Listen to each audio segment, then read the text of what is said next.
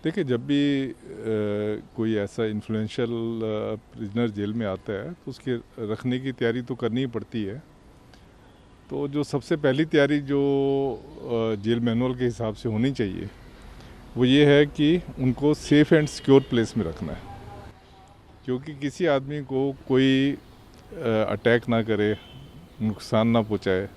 ये सबसे पहली जिम्मेवारी होती है सुप्रीम जेल की। तो सबसे पहले तो इनको सेफ़ एंड सिक्योर प्लेस पे रखना पड़ेगा।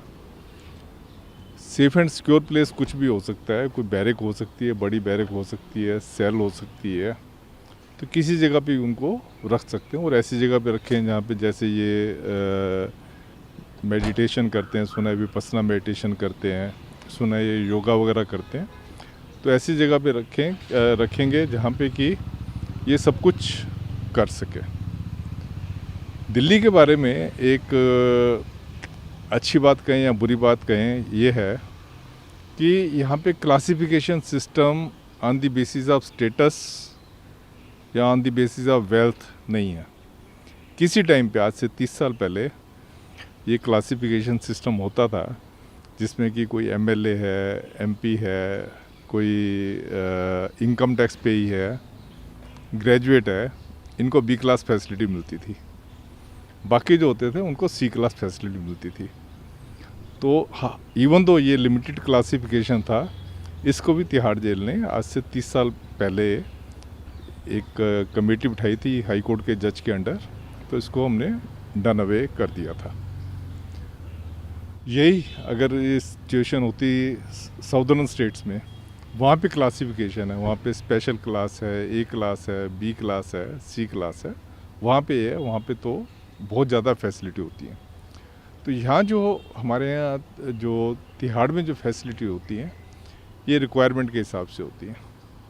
अब जैसे कोई आदमी यहाँ से बीए कर रहा है, एमए कर रहा है, या और कोई प्रोफेशनल कोर्स कर रहा है जेल से अंदर, इग्नोउ यूनिवर्सिटी है जेल के अंदर, उसकी ब्रांच है, तो वहाँ कर रहा है, तो उसके लिए जैसे है उसके लिए एकांतवास जरूरी होता है।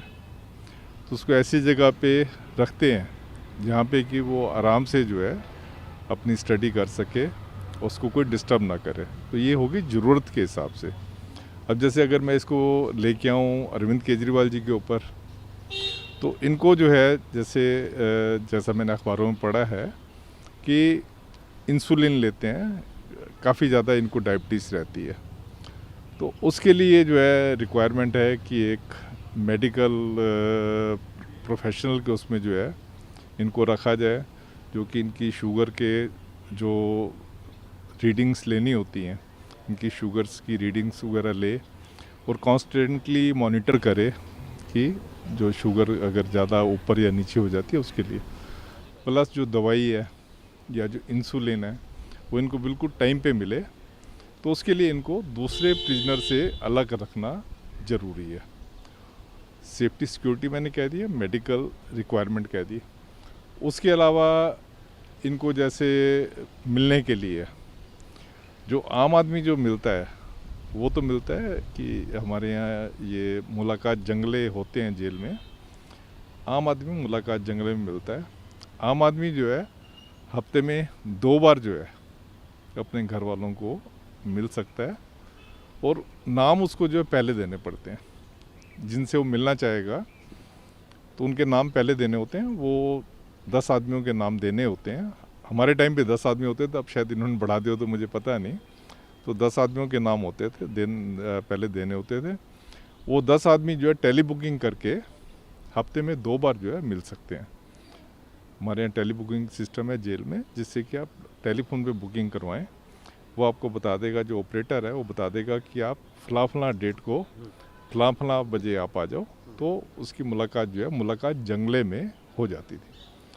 पर सिक्योरिटी के लिहाज से इनको मुलाकात जंगले में आम आदमियों के साथ नहीं खड़ा किया जा सकता, तो इसलिए सुप्रिटेंडेंट को इनको ऐसी जगह पे मुलाकात करवानी पड़ेगी जहाँ पे इनकी सिक्योरली अलग जगह ये बैठ के बातचीत कर सकें, किसी कमरे में, डीएस के कमरे में या सुप्रेंट के कमरे में या किसी भी अलग कमरे में कुर्सी पे इनको बिठा देंगे। साथ जो आएगा कुर्सी पे बात करेगा, बात करके वो मुलाकात वगैरह कर सकते हैं।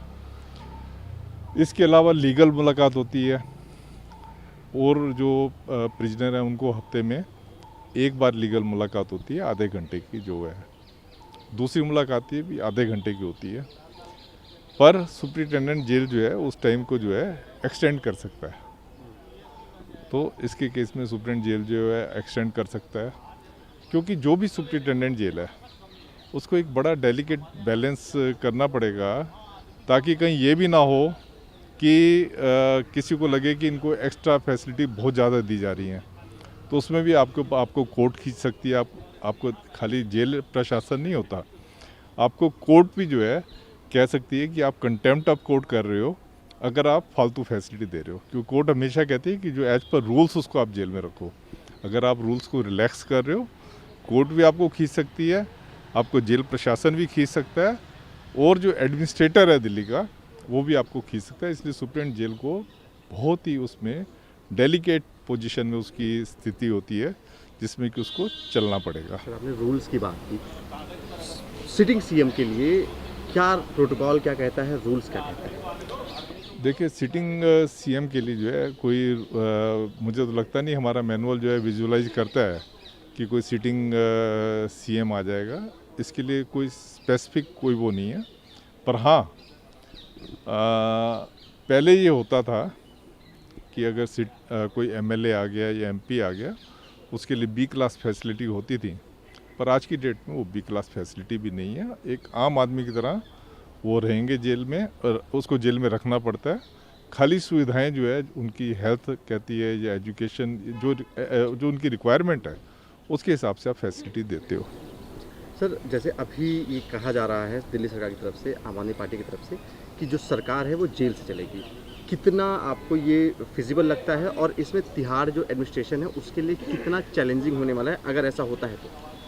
देखिए, तो बहुत ज़्यादा चैलेंजिंग हो जाएगा, क्योंकि अगर सीएम है, सीएम के साथ उनका पर्सनल स्टाफ को भी बिठाना पड़ेगा, है ना, और स्टाफ को भी करना पड़ेगा। तो वो तो ऐसी कोई जो हमारी जो इस टाइम पे जो जेलें हैं 16 जेलें हैं, उसमें ऐसी कोई जगह नहीं है जहाँ पे कि वो सीएमशिप जो है जेल से चला सकें।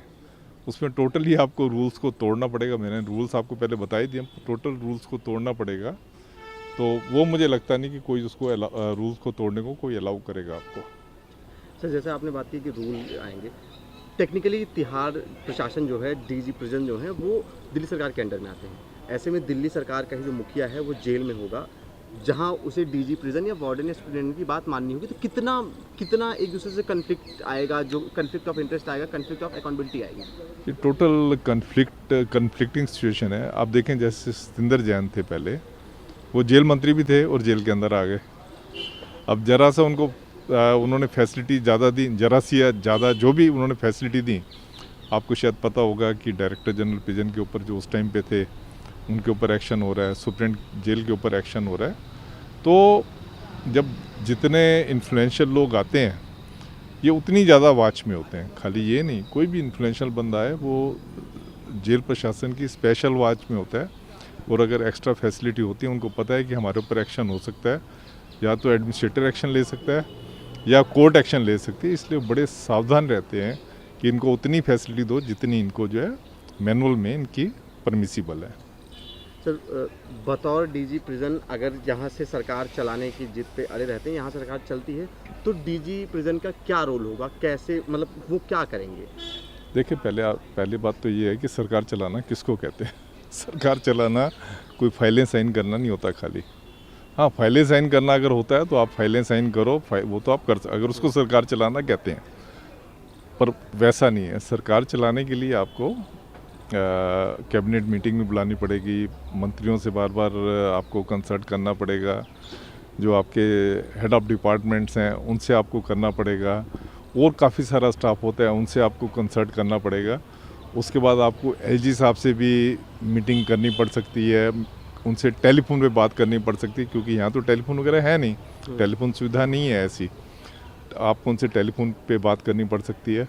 उसके अलावा बहुत सारी जनता आती है जो आपको मिलने के लिए आती है, जो सीएम की ड्यूटी का बहुत इंपॉर्टेंट पार्ट होता है, जिसको ग्रीवांस डिस्पोजल कहते हैं, ग्रीवांस रिड्रेसल कहते हैं।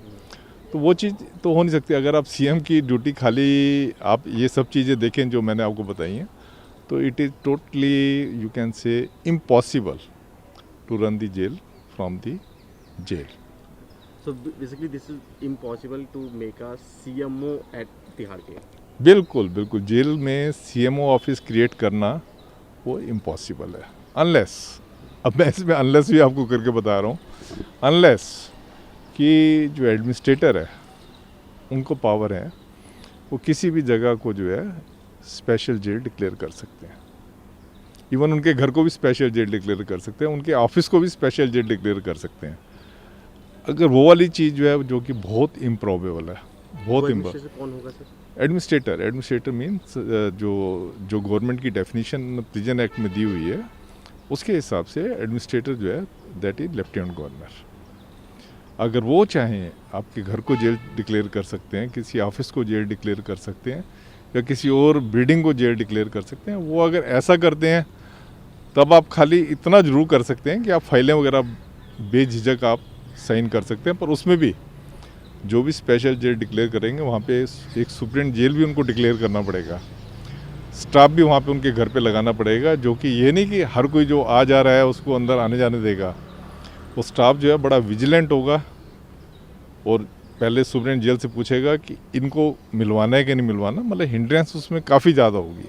पर वहाँ वो टेलीफोन इंटरनेट इस्तेमाल कर सकते हैं। टेलीफोन वगैरह का इस्तेमाल कर सकते हैं, पर वो उसमें भी फिर आगे जब आपने उसको जेल डिक्लेयर कर दी है तो जेल ये कहता है कि आप जो भी उनकी बातचीत हो रही है उनको सुनेंगे, उसको जैसे अभी प्रिजनर जो हैं वो रोज़ अपने घर पे बात कर सकते हैं, रोज़ जितने वर्किंग डे होते हैं, पर उनकी बात जो है रिकॉर्ड होती है। 5 मिनट के लिए अपने घर पे कर सकते हैं, उनकी बात जो है रिकॉर्ड होती है। तो यहाँ पे तो रिकॉर्ड वगैरह कैसे करें, मतलब प्रैक्टिकली जो है अगर खाली फाइलें साइन करना है तो यस यू कैन डू, पर फाइलें के अलावा जो है बहुत ज़्यादा काम है जो कि सीएम को करना पड़ता है, तो उस हिसाब से मैं कह सकता हूँ कि ये इम्पॉसिबल है।